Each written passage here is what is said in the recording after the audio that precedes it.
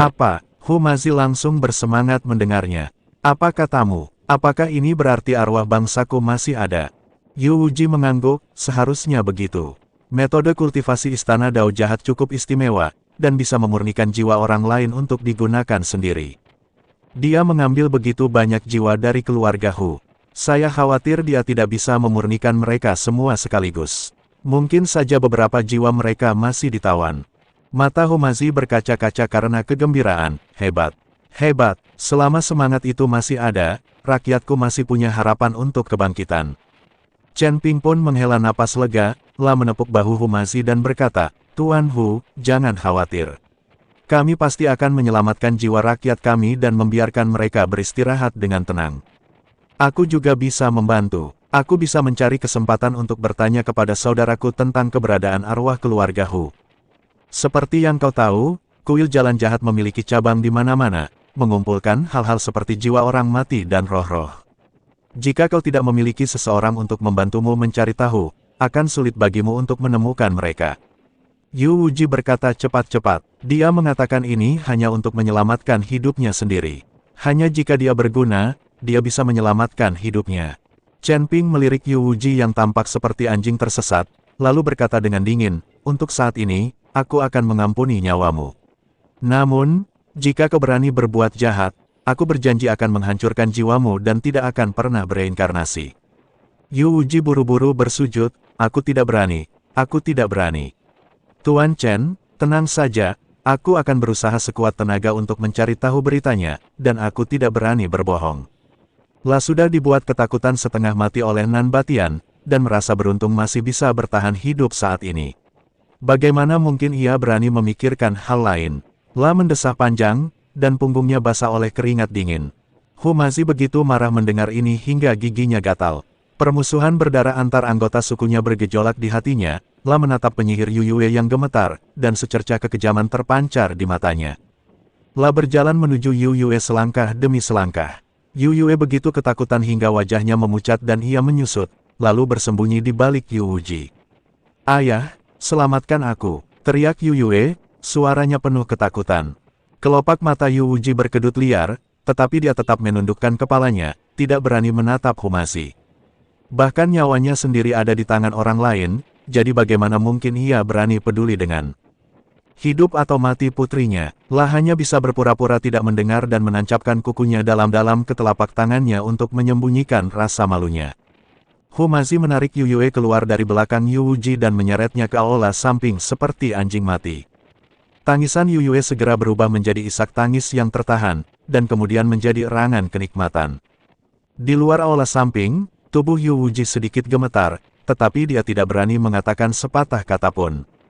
Chen Ping menatapnya dengan dingin, tetapi tidak menghentikannya. Beberapa utang memang harus dilunasi. Namun dia sangat mengagumi Humazi yang sangat jago di ranjang. Setengah jam kemudian, Humazi keluar dari aula samping dengan ekspresi puas. Yu Yue mengikutinya. Tatapan yang ia berikan kepada Humazi tidak mengandung amarah atau kebencian, melainkan sedikit kepuasan. Ini jelas berarti Anda mendapatkan sesuatu darinya dan Anda merasakan manisnya. Chen Ping, ayo pergi, kata Humazi. Chen Ping mengangguk dan menatap Yu Wuji, aku memberimu waktu 3 hari. Aku ingin tahu keberadaan jiwa keluarga Hu. Setelah 3 hari, aku akan datang menemuimu lagi. Ya, Yu Wuji menjawab dengan cepat. Mereka bertiga meninggalkan istana iblis hitam, dan Nan Batian berkata dengan suara berat. Sebagian besar pasukan di Gunung Jiupan berkolusi dengan istana iblis hitam. Bahkan ketika keluarga Hu dihancurkan, banyak pasukan yang terlibat. Mengapa tidak memanfaatkan kesempatan ini untuk menghabisi mereka sekaligus? Mata Chen Ping berkilat dingin, itulah yang kumaksud. Karena kita akan bertindak, sekalian saja kita potong rumput liar dan cabut akarnya untuk menghindari masalah di masa mendatang. Humazi bahkan lebih bersemangat untuk bertarung, sudah waktunya untuk menghadapi mereka. Mereka bertiga segera mulai menghadapi pasukan di Gunung Jiupan. Dengan Nan Batian di sekitar, beberapa pasukan kecil dihancurkan hanya dengan lambaian tangan mereka. Dalam waktu kurang dari sehari, puluhan pasukan, besar dan kecil, di Gunung Jiupan sebagian besar musnah, darah mengalir seperti sungai, dan ratapan ada di mana-mana. Kekuatan-kekuatan yang pernah mengandalkan istana kejahatan hitam untuk menindas orang lain bahkan tidak memiliki kesempatan untuk memohon belas kasihan dan hancur total. Di aula utama istana setan hitam, bau darah belum hilang. Yu Wuji memandangi mayat-mayat yang tergeletak di tanah, lalu melirik ke arah aula samping. Kepatuhan di matanya telah lama tergantikan oleh kekejian. Dia perlahan berdiri tegak, jari-jarinya di bawah jubah hitam berubah menjadi putih karena kekuatan yang dia miliki, dan tatapan merendahkan yang dia tunjukkan kepada Chen Ping barusan menghilang. Ayah, Yu Yue berjalan dengan takut-takut, dengan noda masih di roknya. Dia menundukkan kepalanya, tidak berani menatap mata Yu Wuji. Yu Wuji tiba-tiba menoleh, dan mata merahnya membuat Yu Yue gemetar seluruh tubuhnya.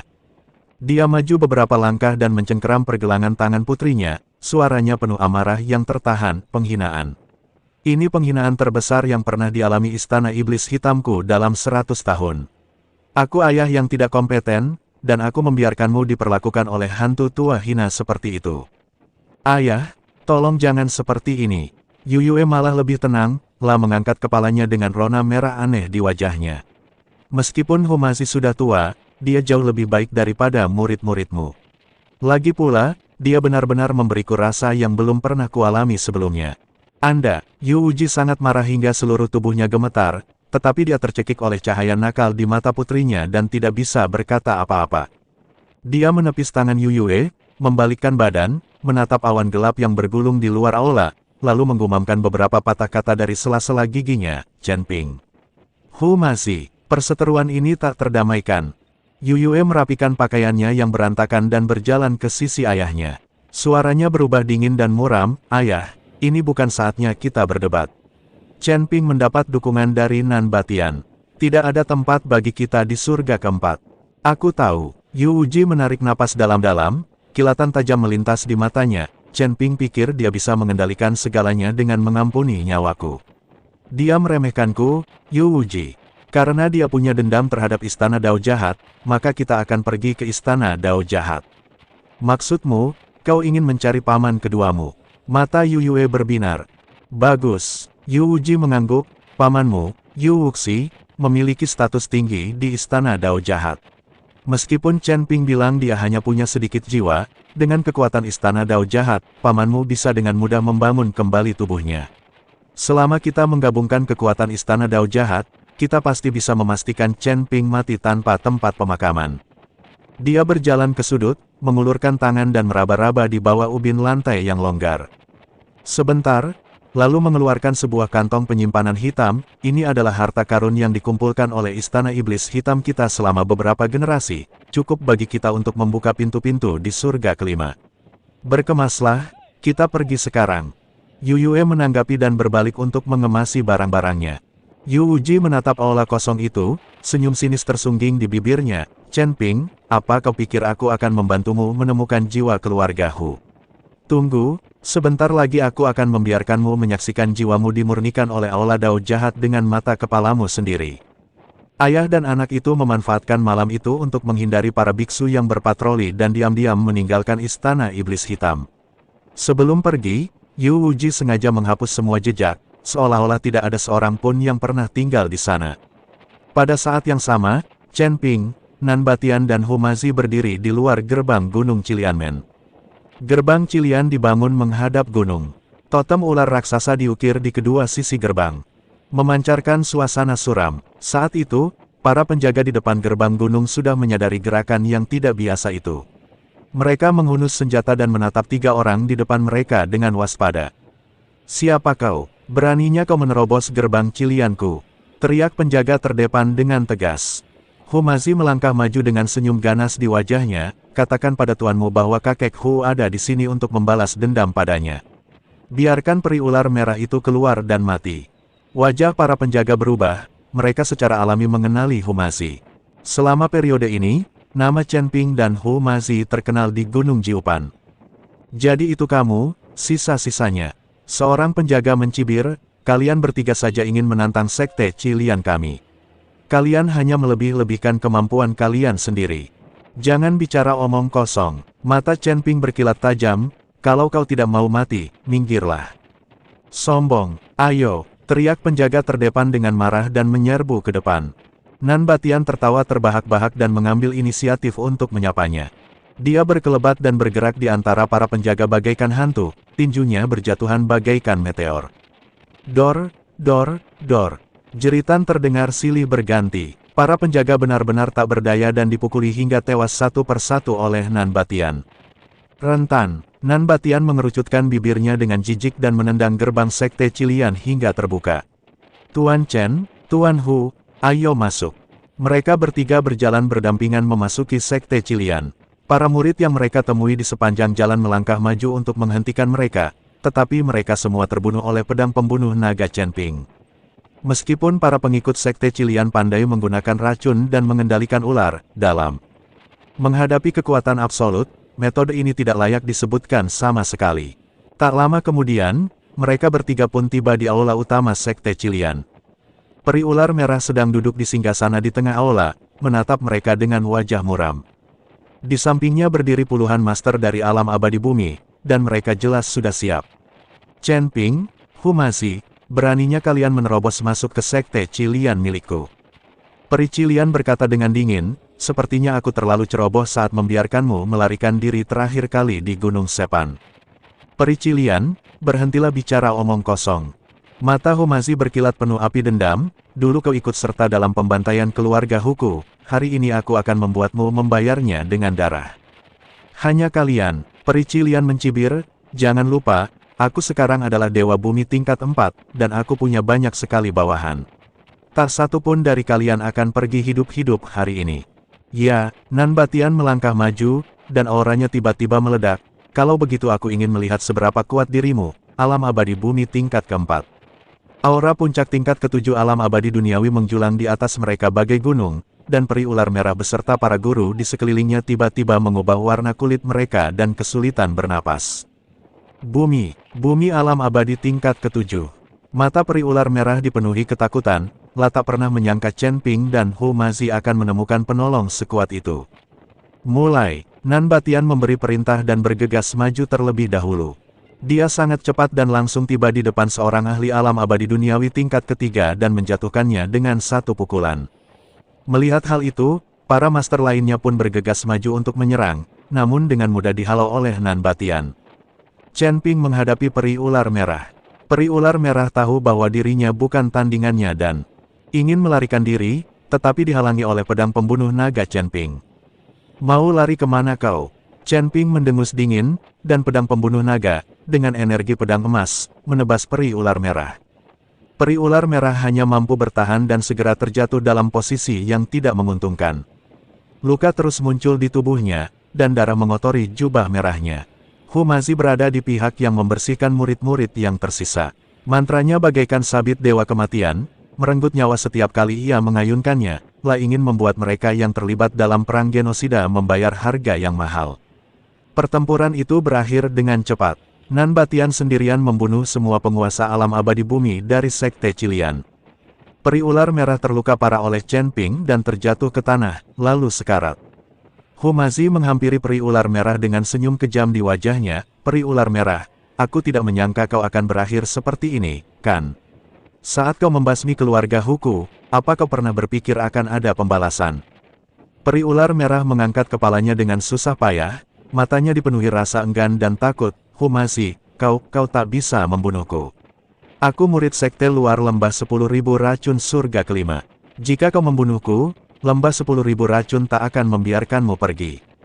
Lembah 10.000 racun, Hu Mazi mencibir, begitu aku membalas dendam, tentu saja aku akan pergi dan membalas dendam pada mereka. Kau harus memikirkan dirimu sendiri dulu. Yu Wuji berkata bahwa ketika berurusan dengan keluarga Hu, ada juga lembah 10.000 racun tingkat kelima. Tanpa diduga, peri ular merah ini ternyata adalah murid lembah 10.000 racun. Dia menangkap peri ular merah dan menyeretnya ke aula samping seperti anjing mati. Dalam beberapa jam berikutnya, jeritan dan permohonan belas kasihan peri ular merah terus terdengar dari aula samping. Suaranya semakin melemah, dan akhirnya menghilang sepenuhnya. Ketika Hu Mazi berjalan keluar dari aula samping, dia tersenyum puas dan tubuhnya berlumuran darah. Tepat sekali. Hu Mazi berkata, iblis perempuan ini akhirnya membayar harga nyawa rakyatku. Chen Ping mengangguk, baiklah, kita telah menghancurkan Sekte Qilian. Selanjutnya, kita akan menunggu kabar dari Yu Wuji. Mereka bertiga meninggalkan Sekte Qilian, menemukan lembah terpencil, dan kemudian pergi ke menara penekan iblis untuk beristirahat. Pertempuran selama beberapa hari terakhir telah menghabiskan banyak energi spiritual mereka, dan mereka perlu memulihkan diri. Ketika Humazi memikirkan balas dendamnya yang hebat, dia begitu gembira hingga tidak bisa tidur dan menarik Nan Batian untuk minum. Chen Ping sedang bermeditasi di samping, mengkonsolidasikan kultivasinya. Dia tahu bahwa setelah mencapai level kelima, dia akan menghadapi tantangan yang lebih besar dan dia harus meningkatkan kekuatannya secepat mungkin. 3 hari berlalu dengan cepat. Chen Ping, Humazi dan Nan Batian datang ke istana setan hitam lagi. Namun, ketika mereka tiba di gerbang istana, mereka mendapati keadaan sangat sepi dan tidak ada seorang pun penjaga. Ada yang salah. Chen Ping mengerutkan kening. Kenapa sepi sekali? Humazi juga merasakan ada yang tidak beres, lalu melangkah maju dan menendang gerbang istana hingga terbuka, sambil berteriak, Yu Wuji. Keluar, kakek Humu ada di sini. Aula itu kosong, tanpa seorang pun yang terlihat. Noda darah di tanah telah mengering, dan sudut-sudutnya ditutupi sarang laba-laba, seolah-olah tidak ada orang yang tinggal di sana untuk waktu yang lama. Di mana orangnya? Tanya Humazi ragu, apakah dia melarikan diri? Chen Ping berjalan ke aula dan mengamati lingkungan sekitarnya dengan saksama. Lah mendapati semua harta karun dan berkas di aula itu telah hilang, tampaknya sengaja diambil oleh seseorang. Kita tertipu. Ekspresi Chen Ping berubah sangat buruk. Yu Wuji sama sekali tidak membantu kami mendapatkan informasi. Dia sudah lama kabur. Apa? Humazi langsung murka. Bajingan tua ini, beraninya dia mempermainkan kita. Aku harus menemukannya dan mengulitinya hidup-hidup. Dia berteriak-teriak dan mengumpat di aula, gemetar karena marah. Ekspresi Nan Batian pun berubah muram. Aku tak menyangka Yu Wuji begitu licik hingga berani mempermainkan kita. Chen Ping menarik napas dalam-dalam dan memaksa dirinya untuk tenang, jangan marah, marah sekarang tidak ada gunanya. Yu Wuji sudah kabur, kita hanya bisa pergi ke surga kelima untuk mencari tahu sendiri. Itu benar, Humazi menggertakkan giginya dan berkata, kita akan pergi ke surga kelima sekarang, menemukan aula cabang aula jalan jahat, dan menyelamatkan jiwa rakyatku. Nan Batian mengangguk, bagus, surga kelima lebih makmur daripada surga keempat, dan sumber daya kultivasinya juga lebih kaya, yang tepat untuk meningkatkan kekuatanku. Mereka bertiga pun langsung memutuskan untuk pergi ke surga kelima. Mereka merobek kehampaan bersama Nan Batian dan terbang menuju surga kelima. Melewati celah angkasa, ketiganya tiba di surga kelima. Energi spiritual langit dan bumi di surga kelima beberapa kali lebih kaya daripada energi di surga keempat, membuat mereka langsung merasa segar. Pegunungan di sini bahkan lebih megah, langitnya berwarna ungu muda, dan udaranya dipenuhi dengan energi spiritual yang kaya. Chen Ping mengangguk, mari kita cari tempat tinggal dulu, lalu cari tahu berita tentang cabang balai Dao jahat. Tepat saat Chen Ping dan rekan-rekannya sedang mencari tempat bermalam di surga kelima, jauh di dalam istana Raja Dewa, di sebuah istana yang megah, kepala istana keempat tengah berdiri di dekat jendela. Dia mengenakan gaun putih polos, rambut hitam panjangnya tergerai bagaikan air terjun, wajahnya cantik, tetapi ada ketenangan di antara alisnya yang tidak sesuai dengan usianya.